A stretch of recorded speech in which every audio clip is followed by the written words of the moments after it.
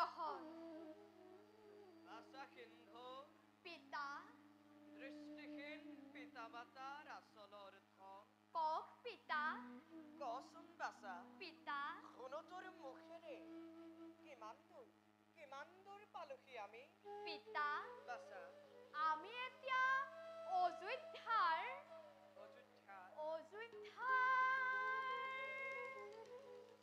পিতা অযোধ্যাৰ দক্ষিণ প্ৰান্তৰৰ সীমামূৰীয়াই অৰণ্যৰ মাজত আই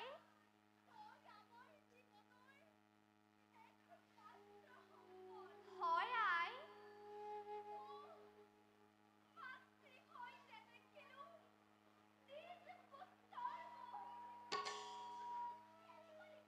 মই ইয়াতে আছো আই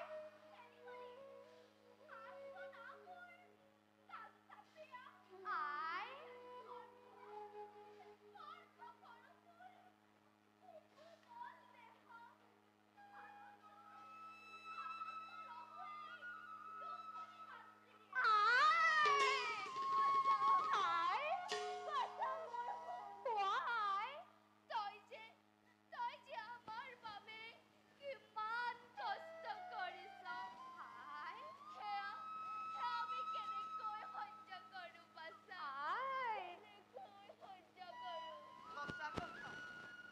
সঁচা কথা বাছা পিতা আমি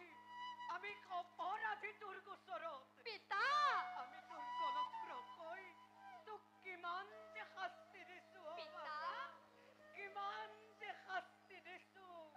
নহয় পিতা বাছা নহয় আই তোমালোকে তেনেকৈ নকবা মোক পিতৃ মাতৃৰ চৰণ সেৱা কৰাই জানো পুত্ৰৰ একমাত্ৰ কৰ্তব্য নহয় বাছা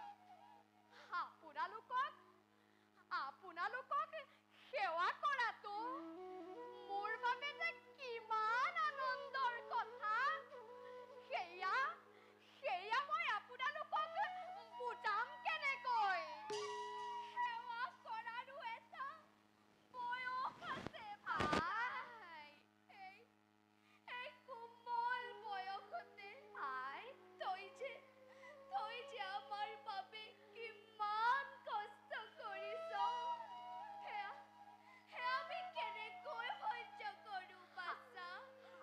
কেনেকৈ সহ্য কৰো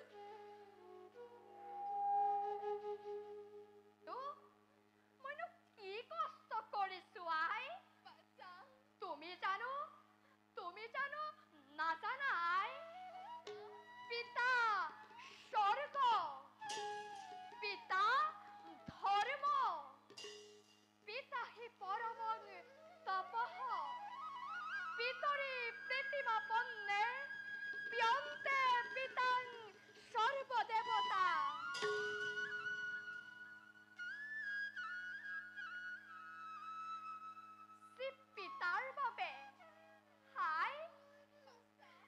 পিতাৰ বাবে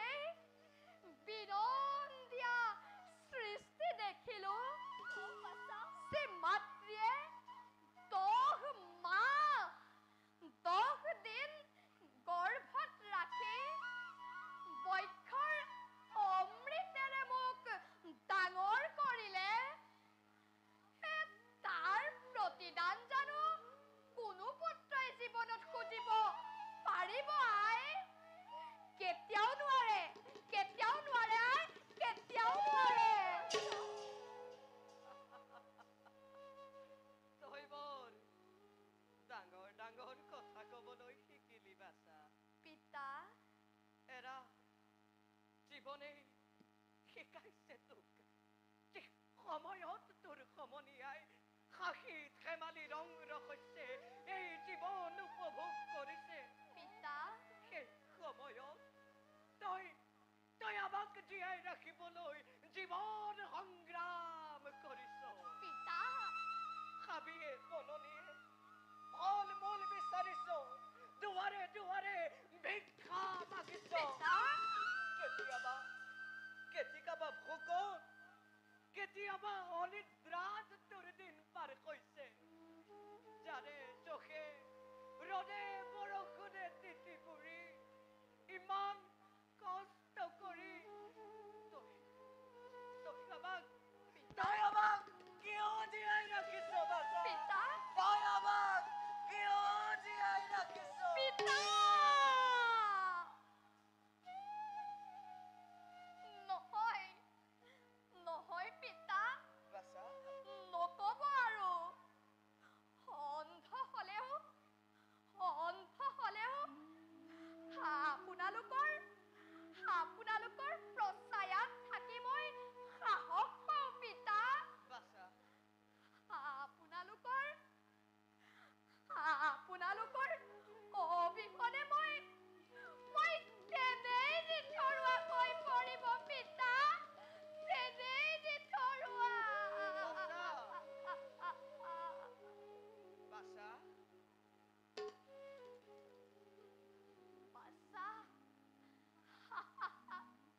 বাছা এই যে বাছা বুলি শুনো মই যেতিয়াই এষাৰি মাত আই হিয়া মোৰ হাত পৰি যায় বাছা পিছে পিতা আৰু আই বাছা ব'লা এবে যাওঁ আমি নিজ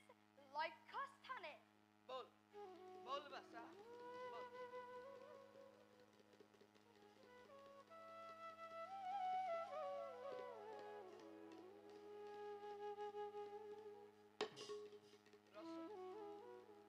রসন বাছা পিতা তইতো কৈছিলি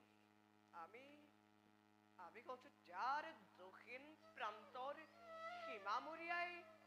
অৰণ্যৰ মাজত হয় পিতা কিন্তু কথা শুনা নাহি যে কোনো পশু পক্ষীৰ মাত সন্ধিয়া নামি আহিল নেকি বাছা ধৰাৰ বুকুলৈ নহয় পিতা বাছা নহয়তো সন্ধিয়াৰ সময় পঞ্চবৰ্ষে অনাবৃষ্টিৰ বাবে দুৰ্ভিক্ষই দেখা দিছে অযোধ্যা ৰাজ্য ফল-মূল অন্নৰ অভাৱত সকলোতে এৰিছে ৰাজ্য আনকি পিতা প্ৰজাসকলৰ লগতে বনৰ পশু পক্ষীগণো দেশান্তৰ হৈছে আৰু পিতা প্ৰজাসকলে কৰিছে গঞ্জনা যে মহাৰাজ দশৰথৰ বাবে ৰাজ্যত ঘটিছে যেনে ঘোৰ অমংগল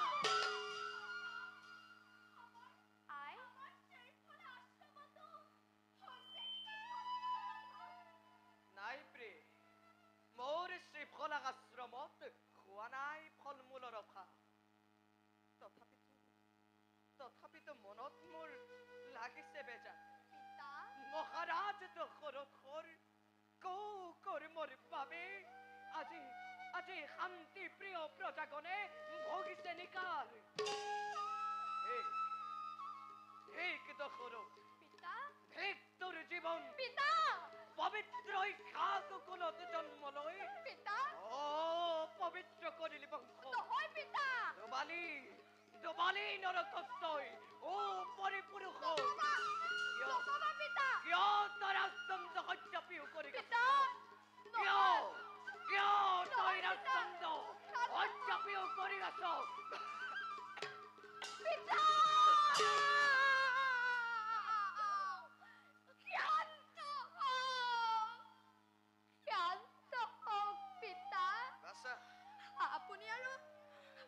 আপুনি আৰু উত্তেজিত নহব পিতা এতিয়া বলক